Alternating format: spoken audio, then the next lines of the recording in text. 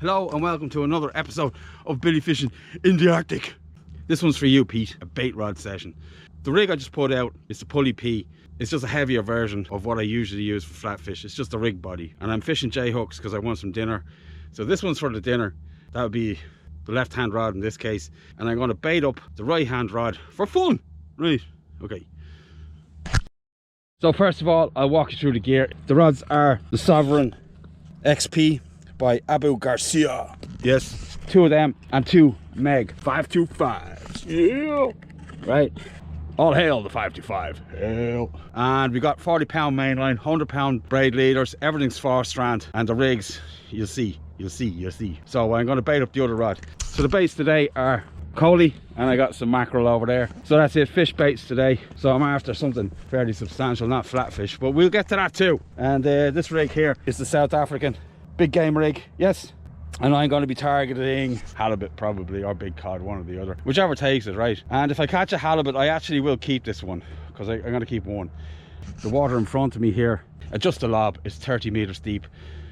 I know I'm easily distracted, but there's a big fish. And I don't know what it is, and it's driving me mad. And all my lure rods are in the car. Ah!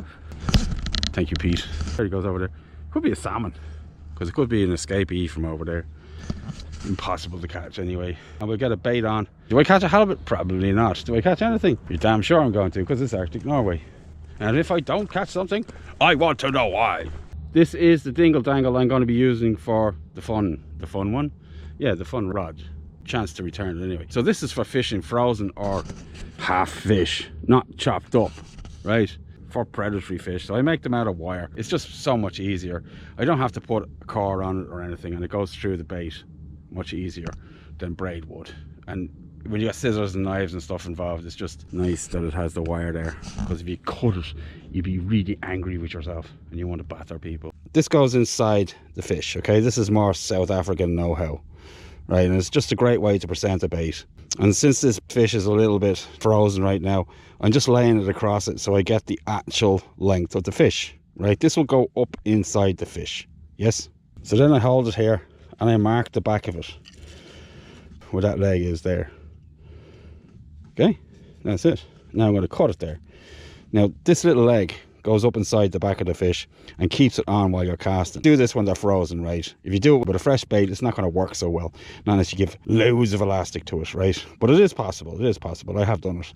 As long as the bait isn't too big, it'll work nicely. So that's the bait there. So we get that guy on. There you go. And then this goes up through it like that. It's got a little channel cut in the top there, right? And what you do is you go down through the mouth like this, carefully, and keep it as straight as possible. And then all of a sudden it moves really quickly, right? So then you take the little eye on the end of this with a crimp behind it. That's the way they're done. I actually have a video on it. I'll link that in the description. Then you put into the little groove, so in it goes, and you gently pull it through, gently.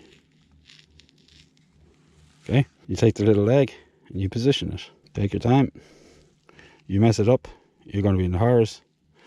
So then we get it on the hook, which is the circle, which is over here. Okay, so you got the loop in there, right? You put the hook through the bottom of the fish's mouth. Okay.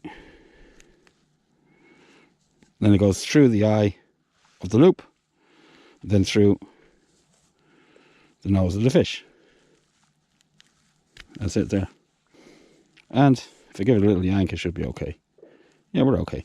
So now you take your knife and you slash the head of the fish. This is for the bait elastic to cling to. That's it really. And then you whip the life out of it.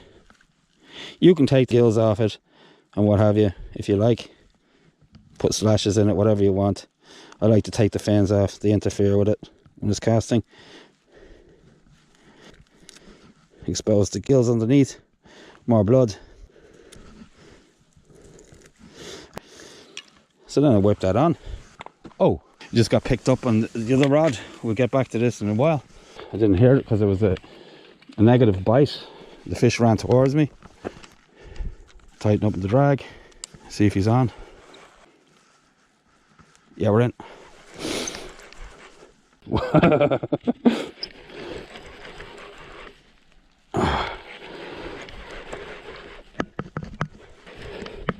Oh, braid is so much fun. Change your fishing line. Well, we got a little coddling. Look at this. Okay, well, if he's okay, he's going back. He's no good to me. Did you take both hooks? He did. Good man. Like it. Look at his eyeball twitching. If he's not good, he's coming with me, right? So that's the little guy there. He's about 3.5, 4, but he swallowed the hooks well and truly because they're J hooks, and he wasn't going back. So make a nice dinner either way. First fish on deck, little coddling. I'll continue with what I was showing you.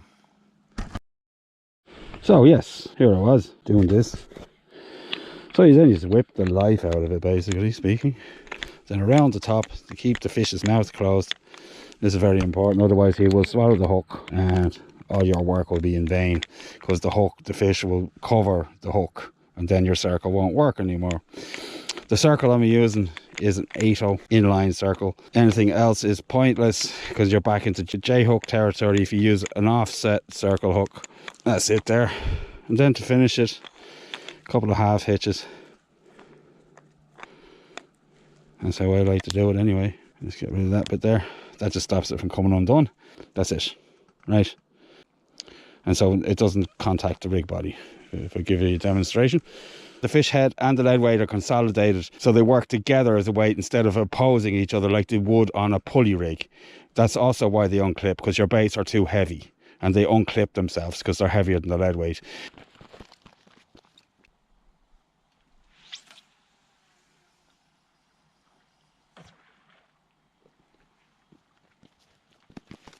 Down it goes. I'm staying at Fjord Lodge. I will link their details in the description.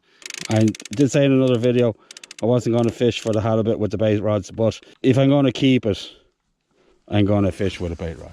The reason why is these rods are just too heavy for the majority of the halibut you catch, and by the time you get them in, they haven't worn themselves out and they beat themselves to death on the beach. So that's no good. And if you use a spinning rod, they can take off a few times and they can wear themselves out a bit, and then you just let them go and they just slide back down to the bottom, sit there, regain their strength, and off they swim. But if you pull them up in the shore, they will beat themselves to death on this razor sharp granite, right? So we get some baits on. It's a 2 just finger size pieces of mackerel. You don't always have to have huge baits here in Norway. And it's going out now. Out it goes. And I'm going to put this one, funnily enough, into the deeper water, which is over this side. Shallows up here. It's like a little funnel. There's that rock there. There's a ridge that runs out to the rock and it slopes down either side. Okay? We'll throw it out this side.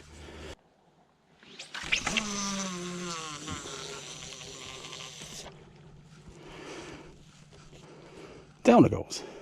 It's a cast of about 60 meters. Nothing more. Down it is. You settle it in. Sit back. Relax. Over the years, the 3 years in exact, I've been doing this channel. A lot of people ask me about reel seats, and in particular the Abu grip lock, right? Don't buy it, they are crap, right? If you want a proper reel seat, go to Century, right? Measure your rod butt, get one from them. I've used those for years on my Century rods. They're fantastic. They don't break or anything. They hold, they don't twist. Abu grip locks are crap, right? I hate them. Anyway, so we're almost at high water. I got here a little bit earlier than I intended, but yeah, we're going to fish down and see what's happening. So we got one fish before the tide hit the top, and we'll see what happens when it starts to fall. I'm expecting fireworks, let's just say it. Anyway, it's Norway. What's fireworks here? Who knows? Expecting a good day's fishing anyway. Let's give you a look at the area here. This is the crap I had to come through to get here. And that's what meets my eye when I get down here. Look at those mountains there. That's plateau there is in one of the other videos there. That's where the Sorteisen Glacier is, the Black Ice Glacier. It's called that because it has sediment in it that makes it black, sometimes, parts of it. And so they call it the Black Ice Glacier. but in actual fact it's mostly blue. It looks great. If you come here, go there, see it. It's fantastic. So here we go. You got a bite. There you go. Slack line. Oh.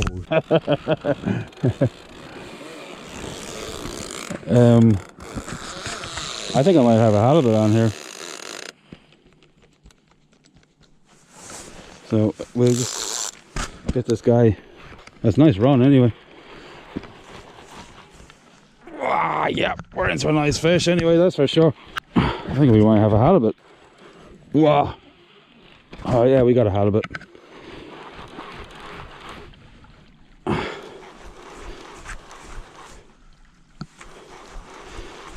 Or a nice big cod anyway. Whoa. Into a rock. No, that's not good. Let him swim out. Just give him time. So I'm going to put this up in the pod. I got it in gear and I got the clutch off. So I'm going to let that guy, is big enough fish, see if he can pull it out. And if not, he'll get off the hook. One way or another it acts like a T-bar. So they usually get off. Whatever it was, I got it loose. But the effect I was talking about happened. The lead weight acted as a T-bar and the fish came free, which is good because I wouldn't like to lose it. It was on that bottom hook there. I'm pretty sure it was a halibut. Pretty sure. I've never had a cod run like that ever. I mean, if it was a 50-pound cod maybe or something. So I get some more baits on and see what happens. It felt like a halibut as well. If you've ever caught one, you'll know what they feel like. It's like boom boom. Yeah, so we get some more bait on it. We'll see how we get on. Okay, yes. I put on another South African rig, another 8-0 circle, collie and mackerel cocktail. So I'm going to put this out where I did last time.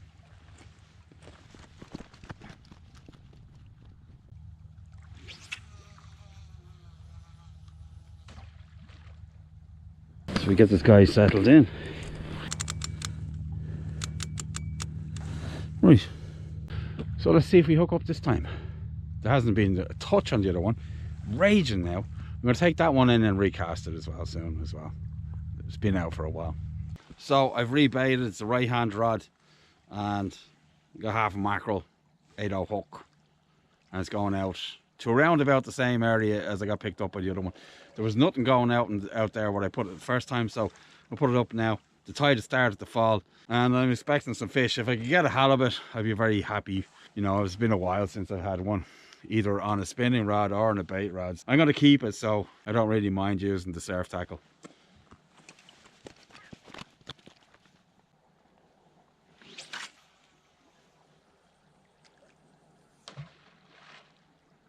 So I'm going to settle this guy in, put the ratchet on, take the reel out of gear, and that'll be it. Just wait for stuff to happen. Yeah.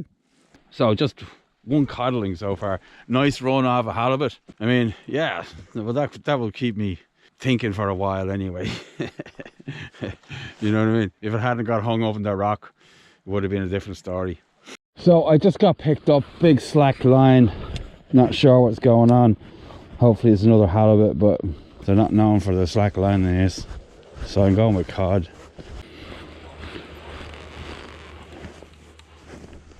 Yeah, we're in. All right, we're in. That's a big fish anyway, I'll give it that much. Whoa. I'm gonna give this guy gusto because I lost the last one. It's not a halibut anyway. He wants to take drag, but I'm not gonna let him.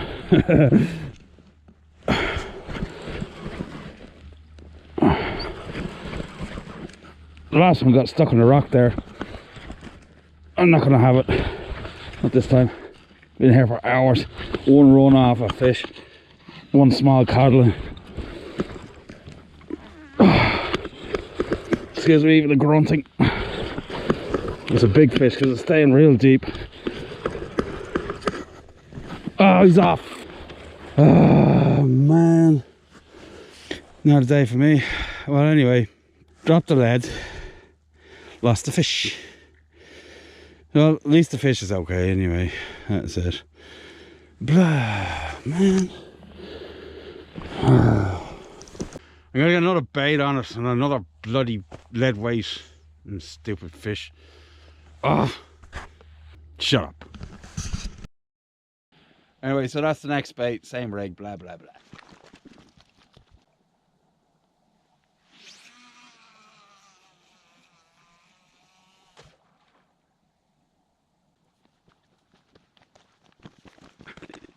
Yeah, lost 2 great fish now. Just a great bloody day. Thank you very much, Norway. Yeah. Right, that last fish I'm saying was a ray. It wasn't a cod. It certainly was not a halibut. It was a ray of some type. I know you do get them in this area. It could have been a long-nosed skate, or it could have been something called flail's ray. I hope I said it correctly, but you get them here too. I don't know about the long-nosed skate, but the water's definitely deep enough anyway, I'll give it that much. So, pretty close to where I'm fishing, there's like 200 meters of water. When I say pretty close, I mean like 50, 60 meters away, you know. It's kind of like a steep V in this fjord that I'm fishing because a glacier passed through it many eons ago. Is eon the right word? Yes, it is. Many eons ago, a glacier passed through here. Actually, it was that bloke there I'm talking about. It's a little bit shorter than it was, but it's not getting any smaller, they tell me. So, right, do I get a bloody fish? A decent fish? One stinky small little codling? No. No, no, no, no, no. It's a rough day, like, you know, but I'd sooner have one great fish than loads of crappy ones. So I'm going to stick it out. I'm nearly out of bait as it goes. What you haven't seen is the casting, right? I've got 1 coal fish left for bait, that's it. And so we'll have 2 more casts out of that. We'll have half a fish for the right hand rod, and I will have a couple of sides for 1 more cast for the left hand rod, and that'll be it. And then I'll be out of here and home for the Deans. Right, so that's half a coalie there, frozen, right? And you have to hold on to it when you're making it, and the air temperature is hovering above freezing. That's about it. So we get this bait in the water before my fingers actually fall off, right? Okay.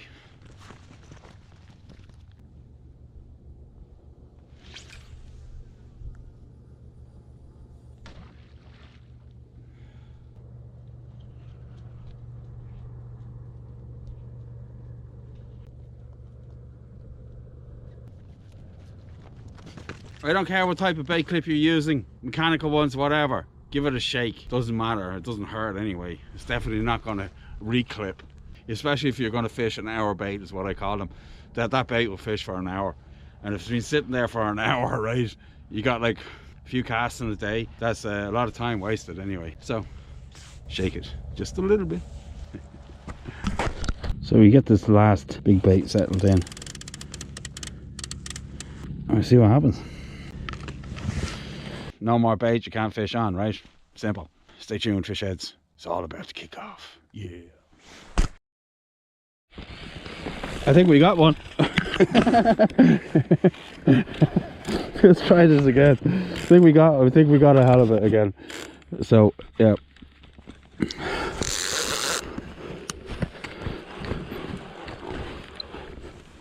Just let that hook set itself. Yeah, we're in. Yeah. Just before I was about to pack up. Oh, bloody hell. Let's see if we can hang on to this one. Oh, oh, bloody hell. Get up here. That's actually a round fish, I think. Caught actually. Oh, bloody hell. It's a big boy. Oh, man, they pull hard. Whew. Whoa. Oh, man. Braid. Okay. We'll try a little bit harder for a halibut. I'm only thinking, he's a beast. Look at him there. Okay. Oh, he's a big boy. Okay. Well, if he comes off, he comes off. Oh, he's a beast. Right. Okay. That'll do, right? Oh, bloody hell. I'm gonna keep this one actually. Not a halibut, but it will do. So, yeah, that's the boy there. Great fish. It's going to keep me for a long time in food. I'm going to check him out and see if he's diseased or anything. It's not a meter, so it's not a 20-pound fish, and it's quite slender, so yeah, okay. It's around about 15-ish. So it's just right there on my cut-off anyway. Thereabouts anyway. That's my first double of this trip. I'm really happy. Really happy. Fantastic. Man, they put on braid. I'm Billy. This is Billy and Chunks Fjord. I hope you liked it. Wherever you are in the world, remember, I'll see you on the beach. Bye.